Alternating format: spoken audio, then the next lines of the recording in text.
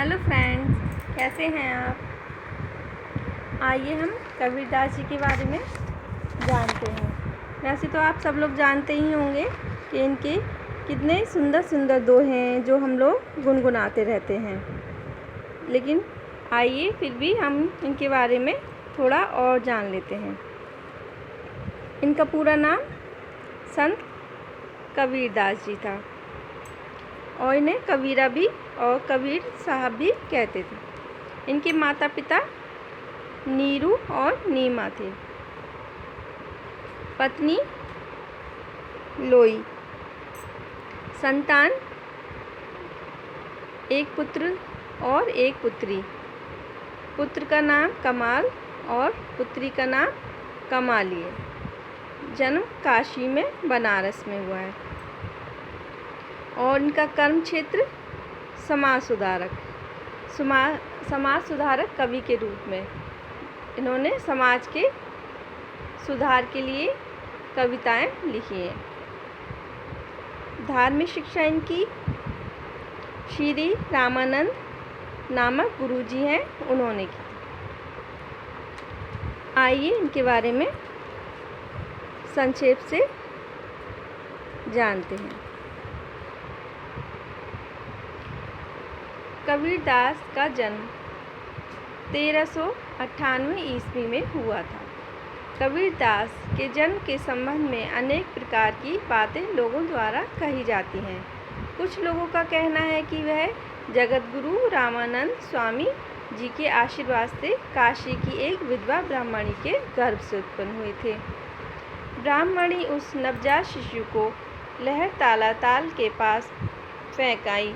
उसे वहाँ से एक नीरू नाम का जुलाहा अपने घर लेकर आया और उसी के उनका पालन पोषण किया। बाद में इस बालक को कबीर कहा जाने लगा। कुछ लोगों का कहना है कि वे जन्म से मुसलमान थे।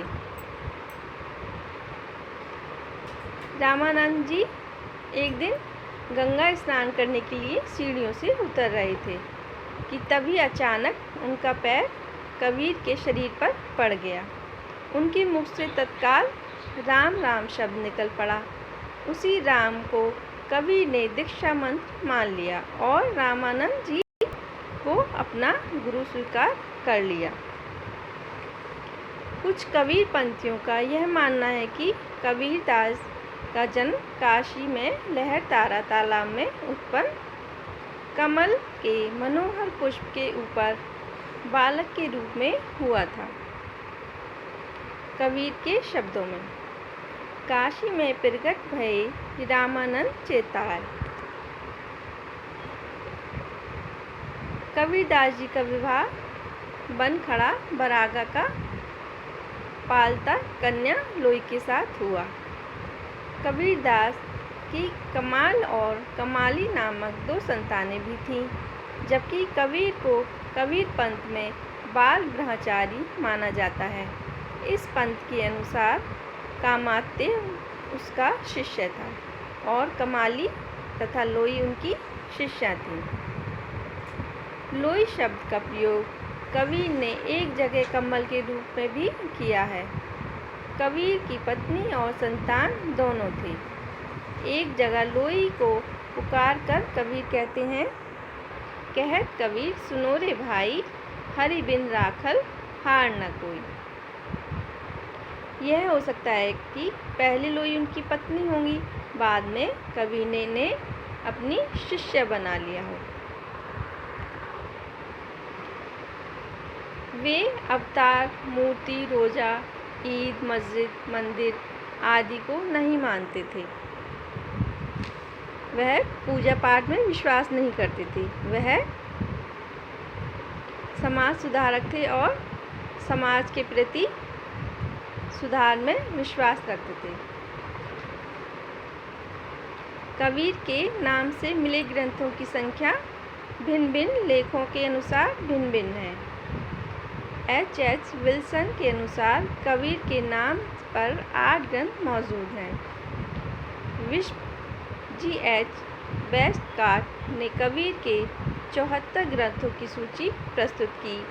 तो रामदास गौड़ ने हिंदुत्व में 71 पुस्तकें गिनाई हैं। कबीर की वाणी का संग्रह बीजक के नाम से प्रसिद्ध है। इनके 3 भाग हैं, रामायणी, शब्द और साखी। यह उनके जीवन के बारे में अपने दर्शन का एक प्रतिबिंब है। उनके लेखन मुख्य रूप से पुनर्जन्म और कर्म की अवधारणा पर आधारित थे।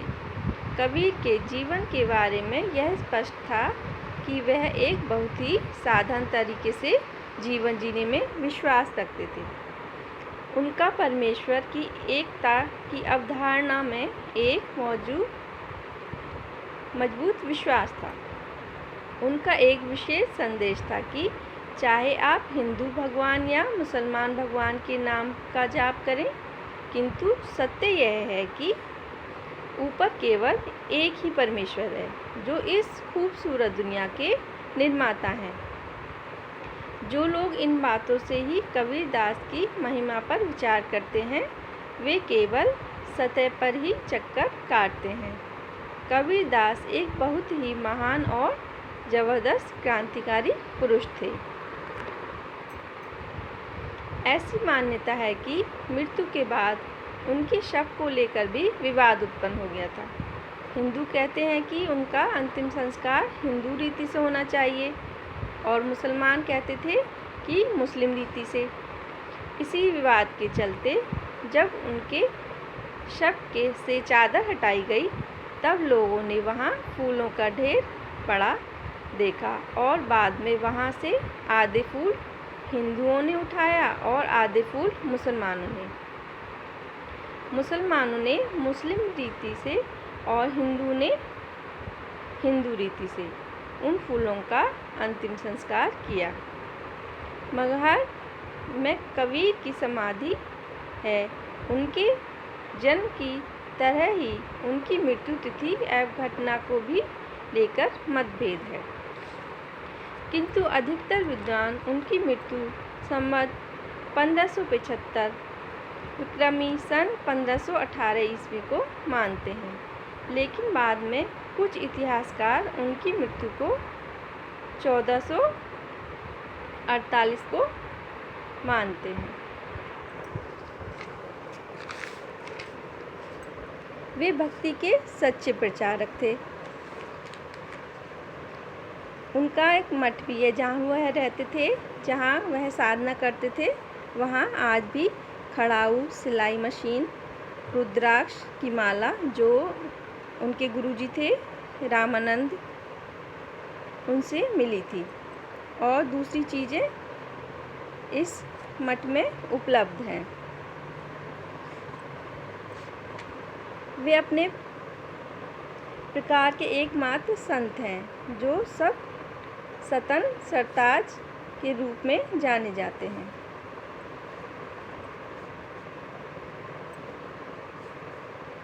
कबीर मठ में एक कुआं भी ऐतिहासिक था, जिसके पानी को उनकी साधना के अमृत रस के साथ मिला हुआ माना जाता है। ये सब आप जानते ही होंगे और आपने इस वीडियो को समझा और देखा, उसके लिए धन्यवाद। अगर यह आपको वीडियो अच्छी लगी तो प्लीज़ इसे लाइक एंड सब्सक्राइब ज़रूर करें।